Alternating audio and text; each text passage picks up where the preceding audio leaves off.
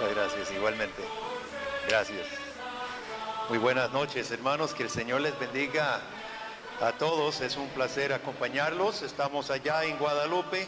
Venimos poco a Cartago, pero hemos escuchado buenas cosas de la fraternidad de pastores, del grupo de iglesias, y los felicitamos por las labores, por la fidelidad, la perseverancia. Enfrentamos tiempos duros, difíciles, en algunos aspectos. En otros aspectos tenemos mucha libertad todavía que debemos aprovechar mientras tanto. Mi nombre es Guillermo Green, soy pastor presbiteriano reformado y traigo algunos hermanos de mi iglesia y además de CLIR. Soy el secretario ejecutivo también de la Confraternidad Latinoamericana de Iglesias Reformadas. Está Lester atrás, que es el administrador. Donald Herrera, a su derecha, es traductor para CLIR, además de otras funciones que realiza. Me da placer estar acompañado de el director de nuestro colegio, Jeremy Bravo, esta noche. También tenemos un colegio ahí todo junto, estamos todos revueltos. Es un placer para mí hablar del tema de la reforma. En este mes de octubre celebramos aquel evento cuando Martín Lutero en 1517 clavó un papel en la puerta de la iglesia donde él pastoreaba, 95 puntos a ser discutidos. Como mencioné, soy presbiteriano reformado y mi teología viene desde hace 500 años de la Reforma, exactamente como se dejó plasmada en ese tiempo, de los documentos que se escribieron, las confesiones que la iglesia levantó en ese momento. Y a veces, como reformado, hablo cosas que la gente los incomoda un poco, no les gusta, a veces no me vuelven a invitar, pero le voy a ser muy sincero. Yo tengo claro que tengo que presentar cuentas al Señor Jesús en el día de juicio y necesito hablar lo que Dios, por su Espíritu Santo, en su palabra, ha puesto sobre mi corazón. No vengo en primer lugar a complacer hombres, sino voy a tratar de dar testimonio a la verdad. Y el hermano mencionó la necesidad de reforma hoy. Y yo, pues, he escrito algo sobre eso y comparto 100% esa idea. Estudié historia en la universidad, fue mi carrera, y luego en el seminario estudié más historia, especialmente de la iglesia. Luego el Señor me ha llamado a pastorear estos 31 años aquí en Costa Rica. Y poco a poco he llegado a la conclusión de algo grave, porque hay un sentir en la iglesia evangélica, podemos generalizar, del desprecio de la historia, el desprecio del pasado. Se vienen términos bonitos: nueva unción, unción fresca, nuevo mover del Espíritu Santo. Pero esto, para mí, a mi parecer, viene siendo simplemente un pretexto para dos males. Uno, la pereza. Me justifico mi pereza de tener que estudiar la historia de la iglesia, hablando de que el Espíritu Santo va a fluir con una nueva unción, así que no necesito saber nada del pasado. Justifico mi pereza. Pero segundo lugar, y peor todavía, justifico una actitud arrogante. Como si el Espíritu de Dios nunca hubiera hablado durante 2000 años desde que fue derramado sobre la iglesia. Yo lo veo, hermanos, el desprecio de la historia como una terrible arrogancia de que padece la iglesia evangélica en Costa Rica hoy. Ignoramos lo que el mismo Espíritu Santo que yo digo tener, ignoro, adrede, haciendo pretextos en nombre del mismo Espíritu Santo, ignoro su obra durante 2000 años. Al despreciar lo que el Espíritu Santo viene haciendo, al despreciar la historia de la iglesia. Entonces, hermanos, mire, vengo esta noche agradeciendo la oportunidad de compartir esto, pero con una gran carga en mi corazón, un peso, al ver la iglesia de Jesucristo, en nombre del mismo Espíritu Santo, que ha venido obrando durante muchos años y desconociéndolo, despreciándolo con ignorarlo. Así que vengo en esta noche a hacer un llamado, hermanos, a que nosotros retomemos un respeto, una reverencia por la obra de Dios en su iglesia durante estos 2000 años. Todos tenemos una idea general de lo que pasó con la iglesia. Después de los primeros años, la iglesia se fue decayendo. Se llegó alrededor del 1500, había habido intentos en muchas partes de la iglesia. Dios nunca dejó su iglesia sin testimonio a la verdad. Pedro Baldo en el año 1000 levantó todo un cadre de predicadores. Luego Savonarola en Italia, Juan Hus, había siempre Tyndale, Wycliffe, otros. Siempre ha habido quienes afirmaban y testificaban a la verdad de Dios claramente. Sin embargo, al llegar al tiempo de Martín Lutero, los 1500 años, era grave no solamente la moral de la iglesia, sino la teología de la iglesia había alcanzado un nivel bajo. Entonces, vamos a ver algunas cosas alrededor de las 95 tesis de Lutero, y usted las puede bajar del internet. Le aconsejo que lo haga. Son un documento todavía mitad católico, mitad protestante, ¿verdad? Él está en camino. Pero le animo que baje las tesis y que las ojeen. Pero hablemos un poco entonces de este acontecimiento de Lutero y qué puede enseñarnos hoy. En primer lugar, aclaremos que la reforma de Lutero no fue principalmente un movimiento nacionalista alemán. Los sociólogos, fuera y dentro de la iglesia, intentan convertir la fe en simplemente sociología, simplemente impulsos sociológicos. Hay sociólogos ateos que piensan que las iglesias son buenas porque enfocan la iglesia del lado social. Entonces, como la iglesia provee ayuda y felicidad y apoyo mutuo, hay ateos que apoyan las iglesias de manera sociológica. Hay sociólogos que miran la reforma y dicen: Martín Lutero se levantó como alemán nacionalista, y ellos reinterpretan la reforma como un movimiento simplemente sociológico. No lo fue. Tampoco fue una protesta contra la explotación económica. Ahora, Roma y la iglesia romana sí estaba explotando las masas, pero en última instancia, y Lutero protestó esa explotación, inclusive hay un par de las tesis donde él protesta la explotación económica. Pero la reforma como movimiento no fue protesta contra la explotación económica. Y estoy dando estos datos porque si usted empieza a leer, que espero que sea el fruto de esta ponencia, si usted empieza a leer acerca de esto, se va a topar con estas interpretaciones de la reforma.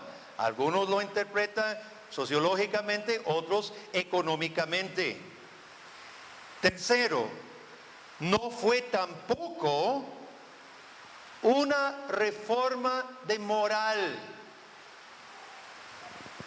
La moral de la iglesia había decaído terriblemente. Se necesitaba una reforma de valores y moral.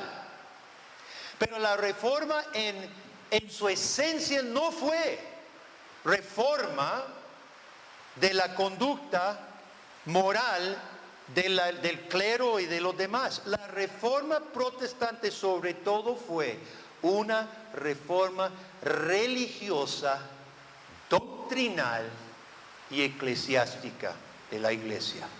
En su esencia, y si usted lee los reformadores y lee los documentos, este es uno de los documentos del Catecismo de Heidelberg, de Alemania. Si usted lee los documentos que firmaron los reformadores, son netamente religiosos, doctrinales y eclesiásticos. La reforma se realizó empezando con Lutero, Farel, Juan Calvino, Bullinger, Butzer, Zwinglio, Knox y otros. Esta reforma se dio a lugar por hombres que Dios levantó, que eran muy eruditos. No solo manejaban los idiomas originales de la iglesia al dedo, el hebreo, el griego, además del latín, sino conocían la historia de la iglesia desde los apóstoles en adelante, conocían la filosofía de todo su tiempo, de todo el tiempo, y conocía la teología, los 1500 años de teología de la iglesia. Yo cuando predico, a veces estoy predicando un pasaje y tengo mi libro, tengo mis comentarios. Si yo he llegado a alguna conclusión que no encuentro apoyo por nadie más, yo prefiero guardar silencio y prefiero apoyarme en alguna interpretación con apoyo de otros. ¿Sabe por qué? Porque yo no me considero ni esa parte, ni la punta de mi dedo pequeño en estatura teológica, ni conocimiento bíblico que estos hombres. La institución, solo traigo el tomo 1, son 2 tomos. La institución de Calvino, muchos pastores lo ven muy difícil. Cita a Agustín y cita a Tomás de Aquino y cita no sé quién, no sé cuánto, y lo ven. ¿Sabe qué era la institución? Que son 2 tomos. Era el manual de discipulado de los principiantes. Calvino escribió teología difícil. No es esto era su manual para principiantes, su resumen teológico. Hizo comentario de casi toda la Biblia, conocía la Biblia en los idiomas originales. Eso es solo uno de los reformadores. Yo no me considero ni así en estatura a la par de estos hombres, hermanos. Y tampoco existe hoy. Seamos honestos, tampoco existen hoy teólogos, pastores a la estatura de estas personas. Fue una época particular donde Dios tuvo que levantar personas sumamente conocedoras, sumamente entregadas. Calvino murió a los 53 años porque se mató trabajando. Dormía solo 4 horas la noche porque sentía una carga. Sabía que Dios lo había dotado con una gran mente y sentía una carga de antes de morir dejar todo lo que pudo, y lo que escribió llenaría este salón de libros y de cartas. Y él básicamente se mató trabajando hasta el último en cama, dictando cuando ya no podía escribir. Ese era el calibre de los hombres que Dios levantó para reformar la iglesia del Señor. Hay que admirarlos, hay que respetarlos y hay que conocerlos, también. Ahora bien, en el tiempo de Lutero, y Lutero lo mismo, podemos decir lo mismo de Lutero que decimos de Calvino. La Iglesia Católica en el tiempo de Lutero tenía a las almas esclavizadas entre el temor y la esperanza. Los bailaba entre el temor por un lado y luego ofrecer esperanza por otro lado. Tal vez algunos de ustedes recuerdan la Iglesia Católica vieja, donde había cuadros del infierno. No sé si recuerdan cuadros del infierno. El infierno abriéndose, las almas cayendo al fuego, gritando, purgatorio. Pues en el tiempo de la Reforma, por ejemplo, en Ginebra, los frailes de noche tomaban ollas y cucharas y se metían en las alcantarillas abajo de la ciudad cuando salían los pobres, ¿verdad?, los laicos a ir a su casa, y sonaba debajo de la tierra. Entonces daban a correr la idea de que eran demonios sueltos en la noche. Ellos mismos sonaban las ollas y todo, y la gente se asustaba, y al día siguiente habían tenido una revelación a alguien que el diablo estaba suelto y estaba cediendo la ciudad, y ellos necesitan pagar dinero para, no sé, siempre es dinero, siempre se trata de dinero. Entonces, ¿qué ofrecía la Iglesia Católica para apaciguar su temor? Primero, la autoayuda. La autoayuda consistía básicamente en la vida monástica. Podía usted inscribirse en un monasterio y practicar las disciplinas de buena mañana al levantarse el sol, ayunos, oraciones, trabajos difíciles, austeridad, pobreza, a ganarse la salvación a través de su propio esfuerzo. Por otro lado estaba el camino sacramental, especialmente la penitencia. La penitencia era compuesta de 3 partes. Por favor, recuerde esto porque tiene que ver con lo que Lutero habla en las tesis. La penitencia consistía en la contrición, sentir tristeza; en la confesión, exteriorizar verbalmente su tristeza; y la satisfacción, probar que usted realmente era arrepentido. Eso podría ser rezar Padre Nuestros, pagar un voto, etcétera, ¿verdad? Entonces las 3 partes componían la penitencia: la contrición, la confesión y la satisfacción. En tercer lugar, la Iglesia de Roma ofrecía el camino del misticismo. Había una corriente mística dentro de la Iglesia Católica, Teresa de Ávila, Juan de la Cruz y Juan Tauler y otros, y esa corriente más bien no negaba los sacramentos, pero se enfocaba mucho más en meditar en Dios, irse en trance y buscar ser absorbido en Dios. Y los escritos de los místicos católicos hablan de experimentar grandes experiencias místicas, siendo recibido en Dios, y algunos de ellos fueron condenados como herejes de la misma Iglesia Católica. Ahora, Lutero había probado los 3. De una manera u otra, Lutero había intentado apaciguar el sentido de culpa que tenía a través de los 3 caminos y no pudo. Entonces, ¿qué llevó a Lutero al punto de iluminación y de escribir las 95 tesis? Varias cosas. Su confesor, él era ya doctor en teología, era pastor de la iglesia, pero todo, inclusive el clero, tenían confesores, otro. Y su confesor, ante la culpa, el sentimiento de culpa que Lutero seguía diciendo, es que no me libro de culpa, y su confesor le recetó leer la Biblia. Era una novedad. No se leía la Biblia, ni los cleros. Y Lutero comienza a leer los Salmos, Gálatas, Romanos. Empieza a enseñar esos libros. Algo pasa cuando empieza a leer: el justo por la fe vivirá.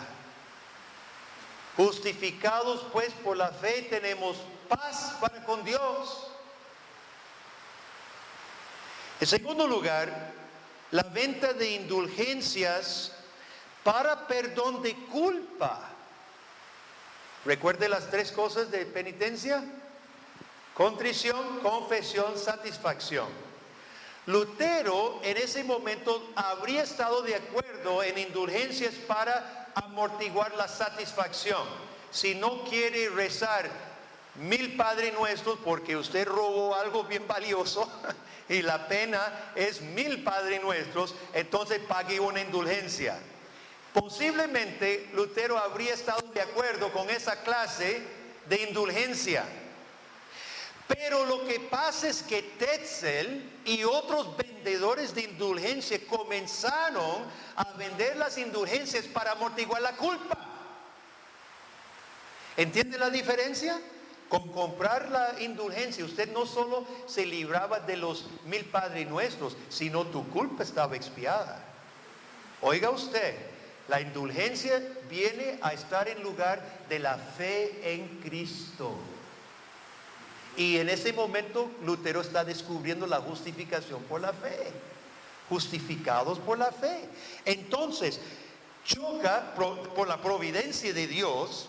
Tetzel y otros anuncian sus indulgencias para perdón de culpa, justo cuando Lutero está aclarándose en cuanto a la justificación gratuita por la fe en Cristo.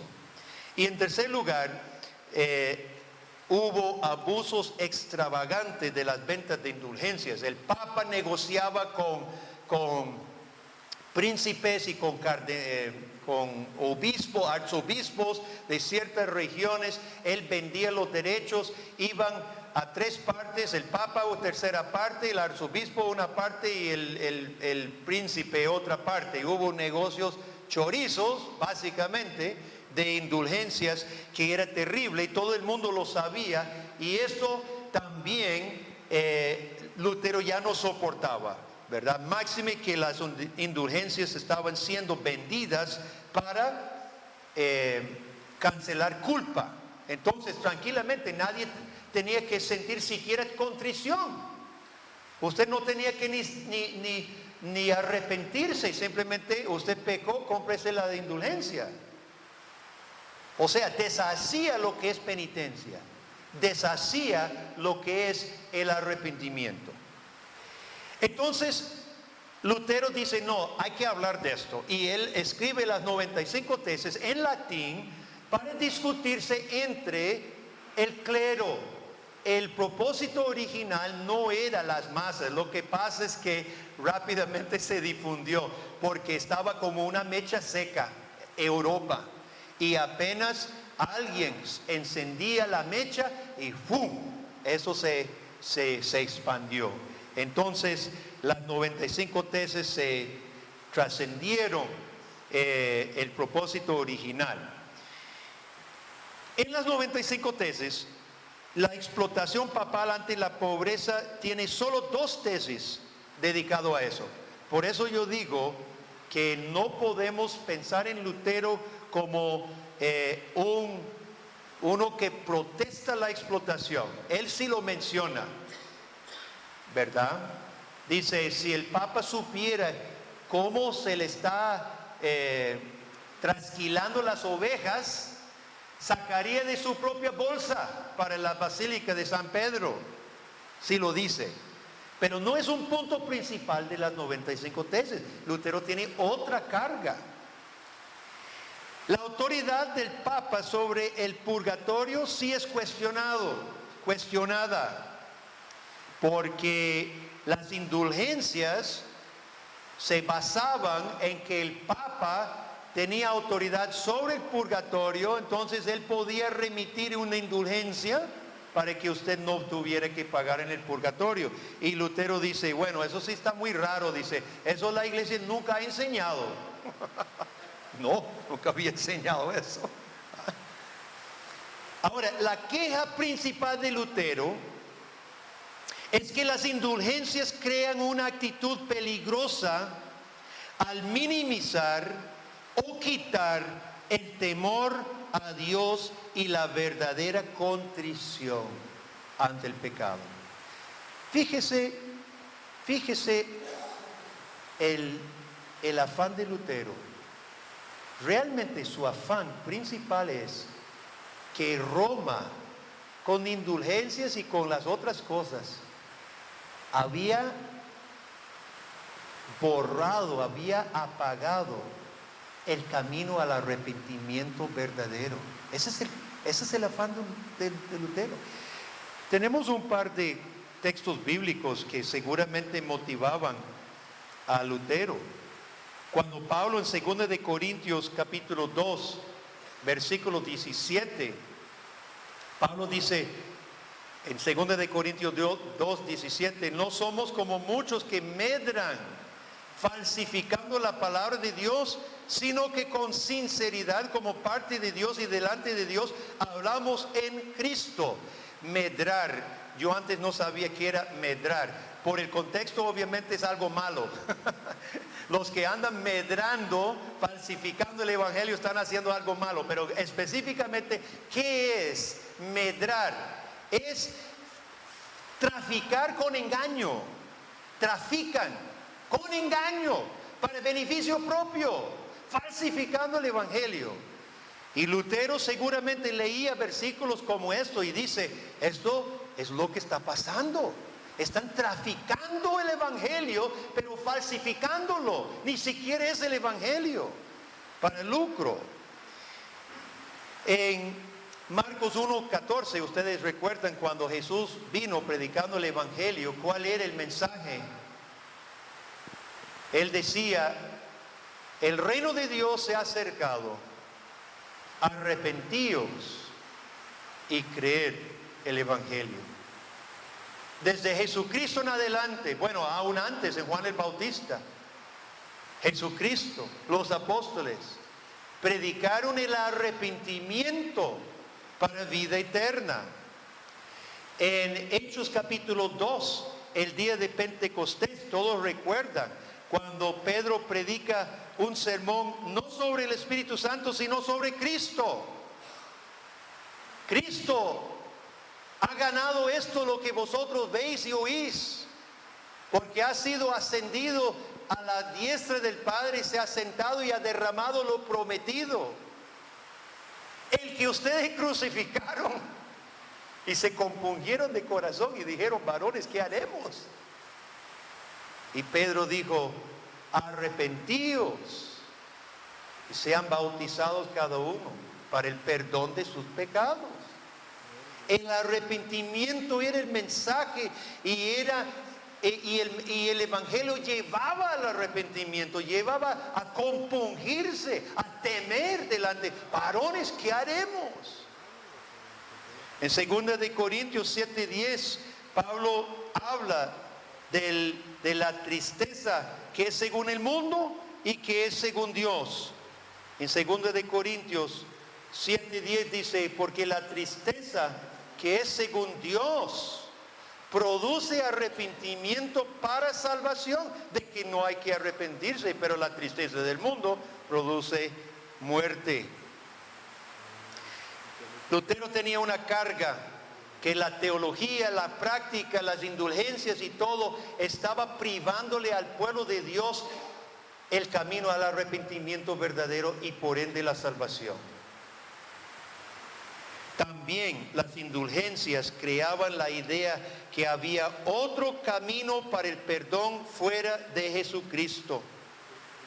Ustedes se acuerdan lo que Pablo decía, los judíos piden señales, los griegos sabiduría, pero nosotros hacemos ¿qué? Predicamos a Cristo. crucificado, para los judíos tropezadero y para los gentiles locura, pero para los llamados, así judíos como griegos, Cristo, poder de Dios y sabiduría de Dios.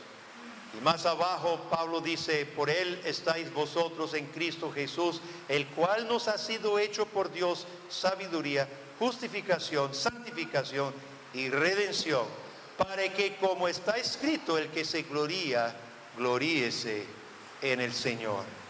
Hermano Lutero estaba preocupado por sobre todo por la esencia del Evangelio, la centralidad de Cristo, la necesidad del arrepentimiento sincero y la verdadera fe, la naturaleza de la verdadera fe. ¿Qué podemos hoy aprender de Lutero? Quiero leer algunas de las tesis porque creo que se aplican probablemente muy cerca a nuestra realidad hoy en día. En primer lugar,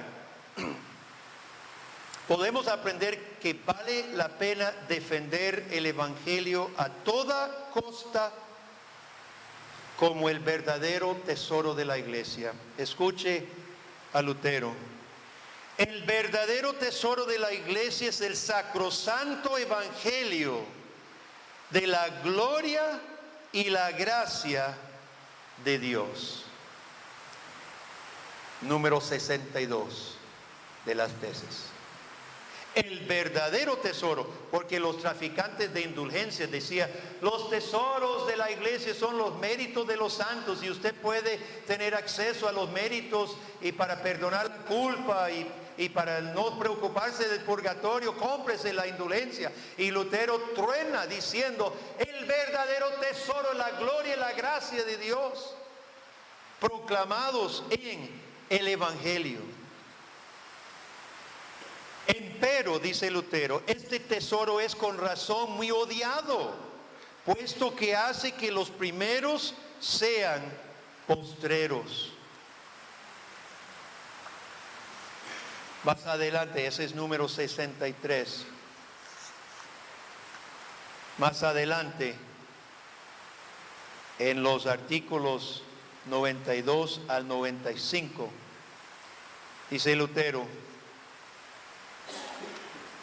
finalizando las tesis, que se vayan pues todos aquellos profetas que dicen al pueblo de Cristo, paz, paz, y no hay paz.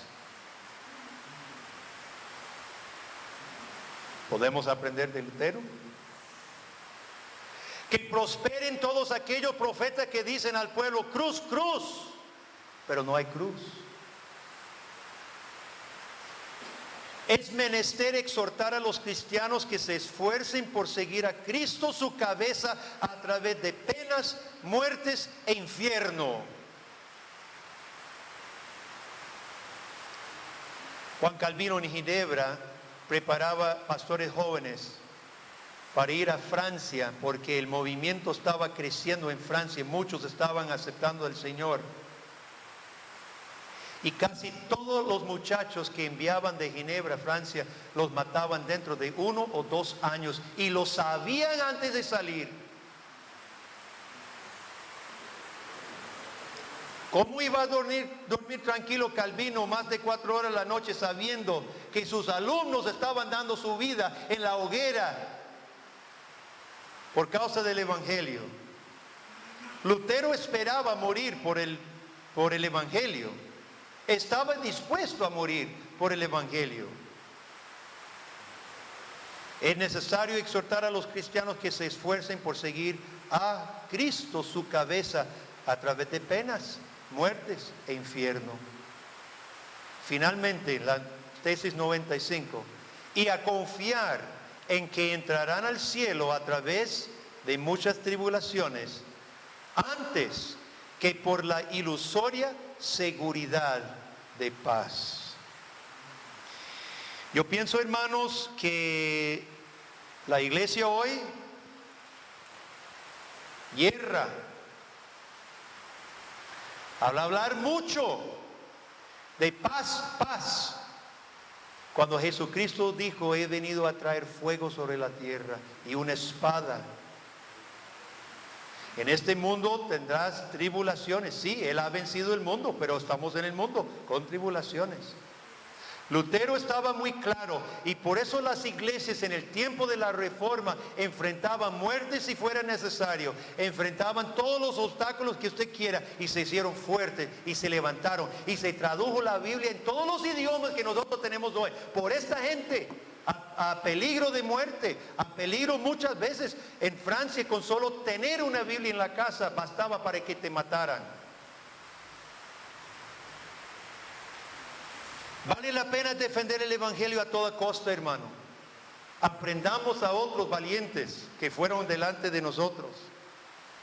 El verdadero tesoro de la iglesia es el sacrosanto. Me gusta ese término, el santo evangelio, pero es un poco más. El sacrosanto evangelio de la gloria y la gracia de Cristo. En segundo lugar, hermanos, pensando en nuestro contexto hoy en día y lo que podemos aprender de la Reforma y de Lutero y otros. Siempre algunos utilizan la religión para lucrar personalmente. Hoy se necesita escuchar de nuevo a Lutero. En las tesis 63 a 68 dice: este tesoro es con razón muy odiado, puesto que hace que los primeros sean postreros. En cambio, el tesoro de las indulgencias, con razón, es sumamente grato, porque hace que los postreros sean primeros. Por ello, los tesoros del Evangelio, del verdadero Evangelio, son redes con las cuales en otro tiempo se pescaba a hombres que poseaban bienes. Los tesoros de las indulgencias, por otro lado, son redes con las cuales se pesca las riquezas, no los hombres. Sutil Lutero, ¿verdad? El Evangelio en otro tiempo pescaba a hombres. Sí, tenían bienes los hombres y traían sus bienes al reino de Dios, al servicio del reino de Dios. Pero las indulgencias son redes solo para pescar la riqueza y no les importa a los hombres. 67. Respecto a las indulgencias que los predicadores pregonan con gracias máximas, se entiende que efectivamente lo son en cuanto proporcionan ganancias. Dice, bueno, traduciendo más o menos lo que Lutero dice, los predicadores de las indulgencias exaltan las indulgencias. Claro, dice Lutero, exaltan el poder adquisitivo de las indulgencias. No obstante, son las gracias más pequeñas. Esa gran gracia de la indulgencia, dice Lutero, en realidad es la gracia más pequeña en comparación con la gracia de Dios y la piedad de la cruz. Y hasta el número 68, no obstante, sí, son las gracias más pequeñas. Número 86.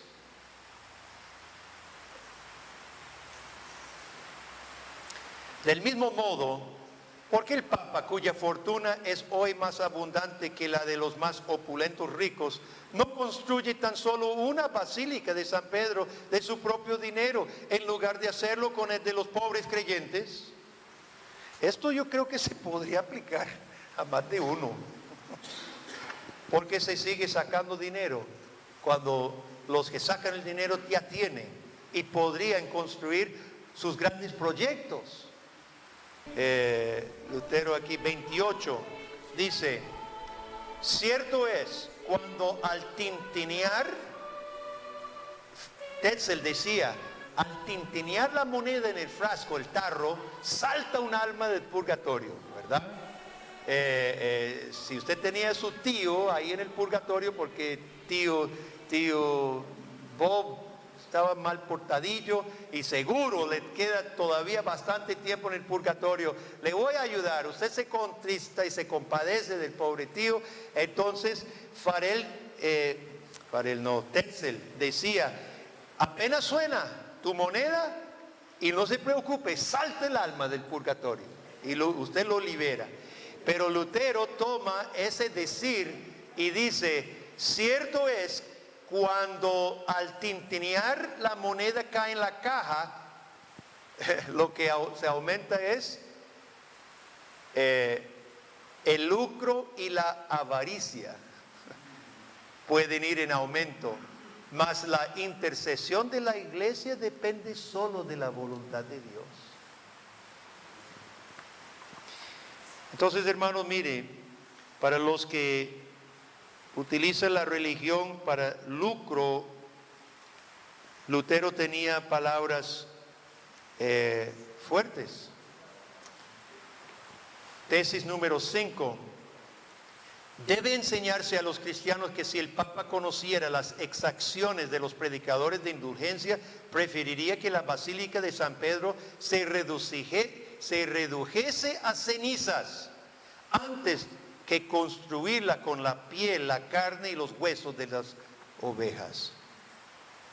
Si el Papa realmente tuviera compasión del pueblo, preferiría derribar la basílica que seguirle sacando. Entonces, Lutero como pastor y veía el maltrato no solo teológico, espiritual, sino también económico, que estaba todo revuelto.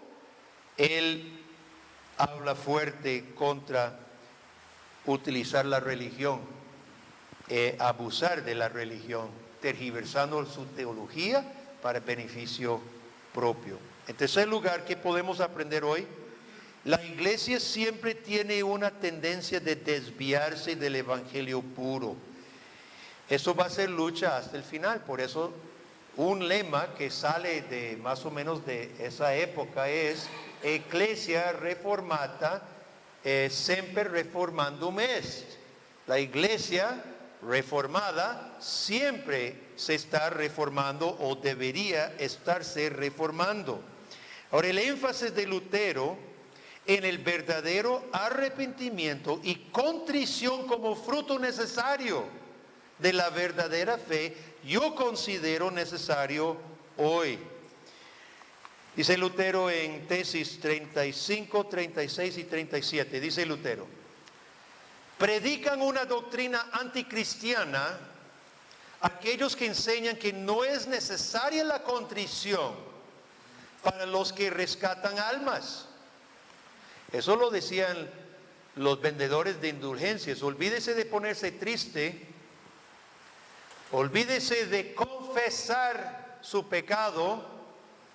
Vea, yo me acuerdo la primera vez que leí un libro evangélico de un pastor un norteamericano, pero bastante conocido aquí, no voy a decir quién, que dijo: no debe confesar pecados, eso es admitir fracaso. Y yo digo: ¿cómo? Y lo volví a leer, le digo: no puede estar diciendo eso, cuando la Biblia es tan clara. El arrepentimiento, la tristeza, la contrición, el confesar delante de Dios. Y Lutero dice: predican una doctrina anticristiana aquellos que enseñan que no es necesaria la contrición. 36. Cualquier cristiano verdaderamente arrepentido tiene derecho a la remisión plenaria de pena y culpa, aún sin carta de indulgencia. Está predicando el evangelio. Cualquier cristiano verdadero, sé que esté vivo o muerto, tiene participación en todos los bienes de Cristo y de la iglesia. Esta participación le ha sido concedida por Dios, aún sin carta de indulgencia. Lutero está claro: al arrepentirse verdaderamente y confiar en Cristo Jesús, vivo o muerto, tenemos pleno derecho a todos los beneficios de Jesús. Tesis número 3. Dice, hablando de la penitencia, sin embargo, la penitencia no apunta solamente a una penitencia interior, antes bien una penitencia interna es nula si no obra exteriormente diversas mortificaciones de la carne. ¿Qué le parece esa tesis? La contrición, dice Lutero, es nula, es inválida si no hay diversas mortificación de la carne. Yo propongo que estamos tan alejados de la palabra de Dios que esto nos suena católico y lo rechazamos. Pero le voy a leer lo que dice Juan Calvino al respecto. Simplemente unas palabras. Calvino está definiendo el arrepentimiento bíblico. Y si usted quiere una buena lectura con base bíblica, le recomiendo libro 3, capítulo 3. Dice Calvino en su segundo punto sobre el arrepentimiento: el arrepentimiento procede de un recto temor de Dios. Lo segundo es que el arrepentimiento procede de un verdadero temor de Dios, porque antes de que el alma del pecador se incline al arrepentimiento, es necesario que se despierte con la consideración del juicio de Dios. Y cuando se haya grabado bien en el corazón del hombre la consideración de que en el último día Dios se sentará en su tribunal para pedirnos cuentas en todo cuanto hubiéramos dicho o hecho, tal pensamiento no dejará reposar al hombre pecador, ni le dejará respirar en paz un solo momento, sino de que de continuo lo estimulará a que emprenda otro género de vida, para que con toda seguridad pueda comparecer ante el juicio de Dios. Por eso las Escrituras muchas veces, cuando nos exhorta al arrepentimiento, nos trae a la memoria este juicio de Dios. Como Jeremías dice: no sea que mi ira salga como fuego y se encienda y no haya quien la apague por la maldad de vuestras obras. Y Calvino continúa. El tercer punto dice: el arrepentimiento consiste en la mortificación de la carne y la vivificación del espíritu. Y procede a explicar bíblicamente qué es la mortificación de la carne, que es nada menos que suprimir, que batallar contra la naturaleza del viejo hombre en mí, mortificar el deseo carnal con que yo lucho, como Pablo explica en Romanos 7, y se encuentra toda la palabra de Dios, esa lucha interna que el cristiano debe librar. El Catecismo de Heidelberg, escrito en el mismo tiempo, pregunta: ¿qué es el verdadero arrepentimiento?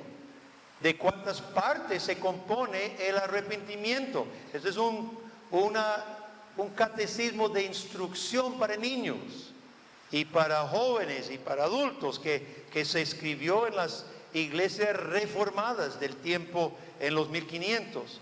Y dice que el arrepentimiento consiste de dos partes: la muerte del viejo hombre y la vivificación del nuevo. Pregunta 89. ¿En qué consiste la muerte del viejo hombre? Escuche. Y esto es lo que Lutero estaba tratando de rescatar. Y hay bases bíblicas para todas estas respuestas. ¿En qué consiste la muerte del viejo hombre? En que sintamos pesar de todo corazón de haber ofendido a Dios con nuestros pecados, aborreciéndolos y evitándolos. De eso está hablando Lutero, la mortificación de la carne. Pregunto, hermanos, ¿qué espacio en nuestros cultos hay a llevar a la congregación a sentir verdadero pesar por haber ofendido a Dios y llevarnos a aborrecer y querer evitar los deseos de la carne. Para mí, Lutero traza el camino del cual nos hemos apartado. El Evangelio incluye arrepentimiento. Pues, como dije, tengo 31 años de pastorear en Costa Rica. Me he visto en la necesidad de recoger personas con muchos años en iglesias evangélicas que nunca se habían arrepentido. Nunca los condujo su iglesia al arrepentimiento. Mucha actividad religiosa, mucho canto, mucho sentirse bendecido y nunca el primer paso de la fe bíblica, el arrepentimiento. Y algunos hasta se han expresado con enojo y me han dicho: he perdido 10 años de mi vida. He perdido 10 años, 15 años, 20 años de mi vida sin conocer, sin reconocer el verdadero evangelio. En la tesis número 5, Lutero está claro que el evangelio es cristocéntrico. No hablamos exageradamente si afirmamos que las llaves de la iglesia, donadas por el mérito de Cristo, constituyen el tesoro de la iglesia. La llave de la iglesia, conforme a los méritos de Cristo, no méritos de los santos, no méritos del Papa, no méritos de la Virgen, los méritos de Cristo son el tesoro de la iglesia, y de ahí proviene la enseñanza, la doctrina bíblica. Justificados por la fe, tenemos paz para con Dios, porque los méritos de Cristo nos son imputados solamente por gracia mediante la fe. Cuarto lugar, Lutero protesta levantar otros vicarios o ungidos especiales que tengan poderes especiales en la iglesia.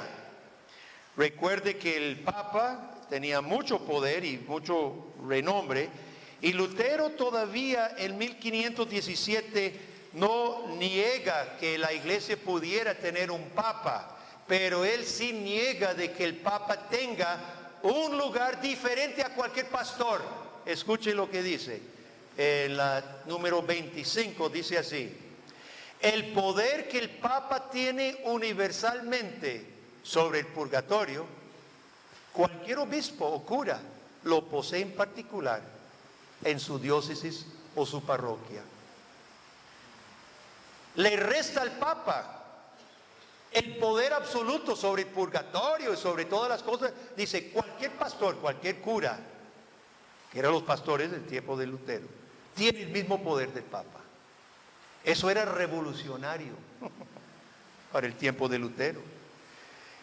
Número 6 y 5. El Papa no puede remitir culpa alguna, sino declarando y testimoniando que ha sido remitida por Dios. Él dice, los papas y los curas no remiten culpa, simplemente pueden declarar que Dios remite la culpa, es lo único que pueden hacer. La absolución es simplemente para Lutero, un reconocimiento de lo que Dios hace con base en el Evangelio, el arrepentimiento del pecador.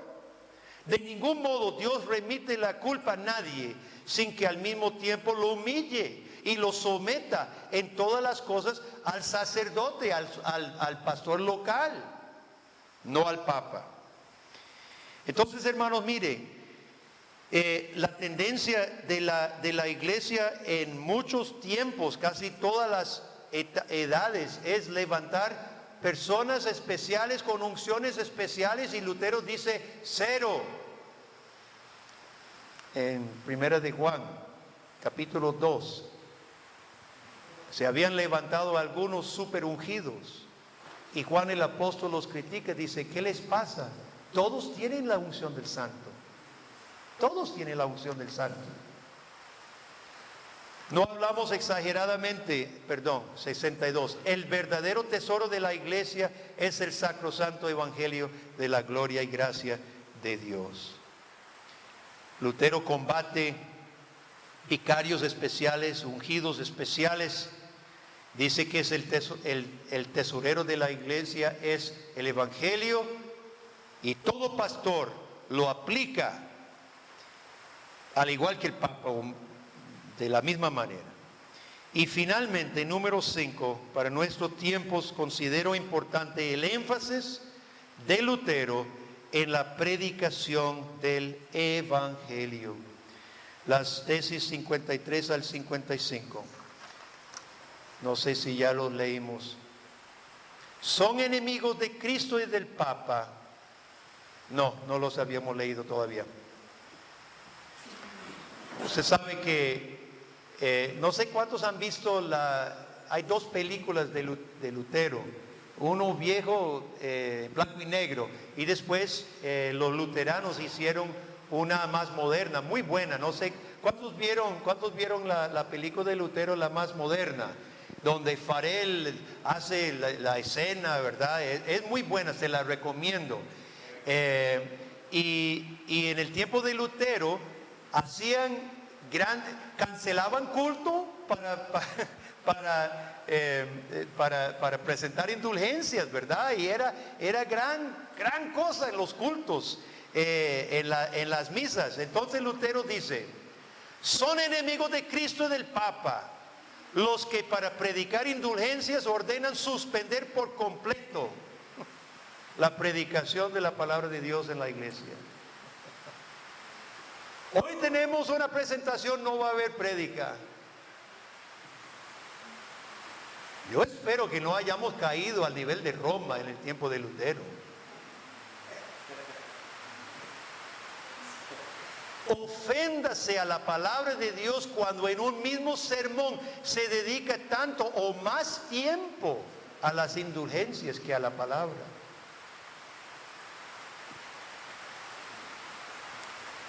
No sé cuánto tiempo se va en la motivación para la ofrenda. Ha de ser la intención del Papa que si las indulgencias, que muy poco significan, se celebran con una campana, una procesión y una ceremonia, el Evangelio, que es lo más importante, deba predicarse con 100 campanas, 100 procesiones y 100 ceremonias. Esa era la idea de Lutero. La promoción de plata, la promoción de otras cosas periféricas tenía que desaparecer en favor de la predicación de Cristo, el Evangelio, el arrepentimiento y la fe.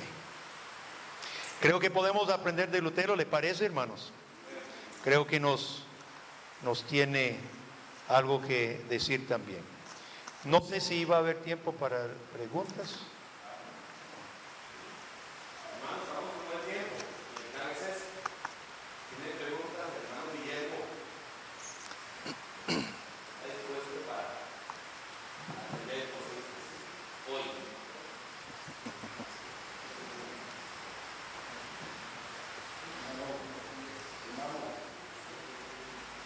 Yo entiendo que dentro de las iglesias luteranas siempre se siguió con algunas imágenes en los templos. Me gustaría que usted comentara algo en relación con eso, o si de todos ellos decidieron, pero sí, uno se encuentra con algunas de las imágenes que ellos tenían dentro de su celo patrocinio, ¿verdad? Bien, la pregunta es, entiendo que en algunas de las iglesias luteranas siguieron con las imágenes en la iglesia, etcétera. Y yo quiero decir algo, que desde el tiempo de la Reforma para acá, ha pasado dentro de las mismas iglesias luteranas y reformadas lo que pasó en Roma. Se tergiversan, se corrompen. Y yo particularmente vengo de la línea reformada, pero yo vengo de una secuencia de rupturas. Se sale de las iglesias corrompidas. Hoy hay luteranas muy herejes, hay presbiterianas muy herejes, ¿verdad? Entonces, en primer lugar, dejémonos decir de que no por ser un hombre del tiempo de la Reforma garantiza ningún pedigrí. Pero en ese particular el santuario del culto de vestimentas, Lutero discrepaba de Calvino. Tenían dos perspectivas un poco diferentes. Lutero decía, todo es permitido lo que Dios no prohíba. Calvino decía, y no voy a meterme en todo el argumento porque yo sí soy más calvinista en este sentido, y tengo bases bíblicas que puedo decir, ¿verdad? Pero Calvino decía, con base en toda la trayectoria desde el Antiguo Testamento al Nuevo, debemos adorar a Dios como Dios estipula, como Dios especifica, porque no le agrada. Le voy a dar simplemente un ejemplo. Cuando Dios da los 10 mandamientos al final de Éxodo 20, dice, y cuando llega a la tierra, haga un altar, pero con piedras naturales. No quiero que le ponga cincel y que las labre. ¿Qué estaba enseñando Dios? Porque todos los paganos tenían altares lindísimos. ¿Qué estaba enseñando Dios? Las manos inmundas no me interesan. Solamente dame lo que yo te doy primero. Y ese principio se sigue a través del resto de la Biblia. Entonces Lutero tenía una perspectiva más amplia de decir, no, es válido en el culto lo que Dios no prohíba. Calvino dice, no, debemos ofrecer a Dios lo que Él primero da y pide. Entonces, el culto reformado es mucho más austero. Tenemos un llamado con base en la Biblia, ¿verdad? Un salmo, confesión de pecados, oraciones por los santos, predicación de la palabra, santa cena, ofrenda, bautismo si hay bautismos y despedida, cantos, nada más, ¿verdad? Entonces, esa fue la diferencia. Así que no sé imágenes, no tanto imágenes, no creo que las iglesias luteranas, posiblemente porque se dejaban las catedrales, ¿verdad? En Alemania, pero más que todo vestimentas, un poco de cosas medio católicas, ¿verdad? Se guardaron algunos de los luteranos, pero esa básicamente era la diferencia.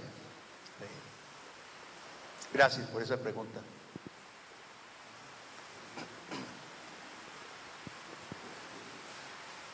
Bueno, está bien. Perdón. ¿Alguien? Gracias, hermano.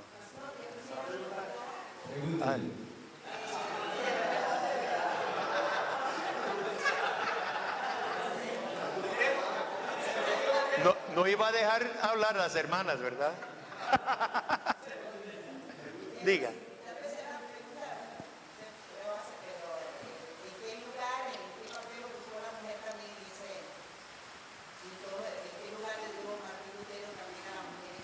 Gracias. Usted puede leer algunas biografías de Lutero, de Calvino y otros. Mire, Catarina Bambora fue una mujer tremenda, alemana, brava. Lutero dice cosas chistosas de que ella lo tenía arriado y encarrilado, ¿verdad? Lutero y los pastores del tiempo de la Reforma ocupaba la casa pastoral, que eran casas grandes, muchas veces de 2 y 3 pisos, como seminario. Entonces Lutero y Catarina Bambora siempre tenían muchachos viviendo con ellos. Era un seminario, no sé cuántos, 10, 15, ¿verdad? Entonces ella tenía obviamente que ayudar con los quehaceres de cocinar y ver las cosas.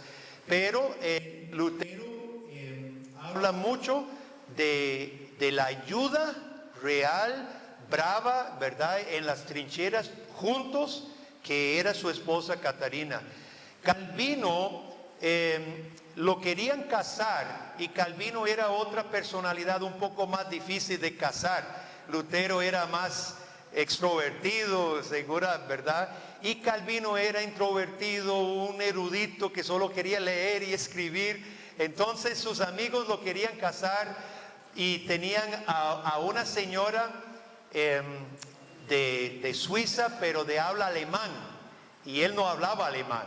Y ella era como de clase alta, ¿verdad? Y sus amigos de la iglesia creían que eso sería una buena pareja para Calvino, porque debía ser casado para pastorear y todo. Entonces Calvino le escribe a Farel, su amigo, una vez, dice: bueno, ahí están enseñándole nuestro idioma a esta señora y no sé qué, pero no sé. Y después de eso no se vuelve a oír del asunto, no se casaron, ¿verdad? Y por fin Calvino dice: no, ya me doy por vencido, no me voy a casar. En eso aparece una viuda que él había ayudado a la pareja, esta señora con su marido, a convertirse en Estrasburgo, ¿verdad? Idelette de Bure, ¿verdad? Entonces él se da cuenta que ella se enviudó. Establecen el contacto. Ella necesitaba, en ese tiempo era muy necesario una mujer con hijos, ¿verdad? Él la recibe, se casan, y ella sirve a la par de él. Calvino y ella y los hijos eran mucho más enfermizos. Murieron los dos hijos de ellos que ellos tuvieron. Después ella muere y él muere a los 53 años, ¿verdad? Entonces eran tiempos duros. La plaga, la peste bubónica arrasó Europa. Eran días duros. Pero cuando ella muere, Calvino escribe a su amigo y dice: ya también se me murió mi Idelette, nunca me causó ningún pena, ningún pesar, ¿verdad? Entonces eran luchadores. Las mujeres de ese entonces no querían ser pastoras, no querían ser las teólogas, estaban contentos con proveer el apoyo para los que iban a morir, porque podían morir, y morían muchos, ¿verdad? La esposa de Guido de Bré perdió a Guido después de 5 años de casado, 7 años de casados ellos. Él escribe desde la cárcel: no se ponga triste, Catalina se llamaba. Usted sabía cuando se casó conmigo que mi vida era en cualquier momento expirada, ¿verdad? Así que no quiero que se ponga triste. Tenemos 5 hijos, tuvieron 5 hijos, Dios te va a cuidar, tranquila, ¿verdad? Y lo ahorcaron y lo mataron. Sí.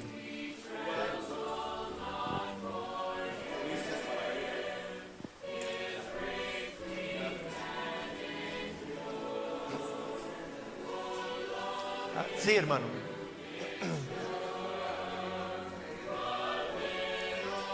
Por eso yo considero importante de la historia, ¿verdad? Porque caemos en lo mismo al desconocer, al ser perezosos y no conocer el pasado. Bueno, yo ya he hablado mucho. Gracias, hermanos. Muchas gracias. Gracias, hermano.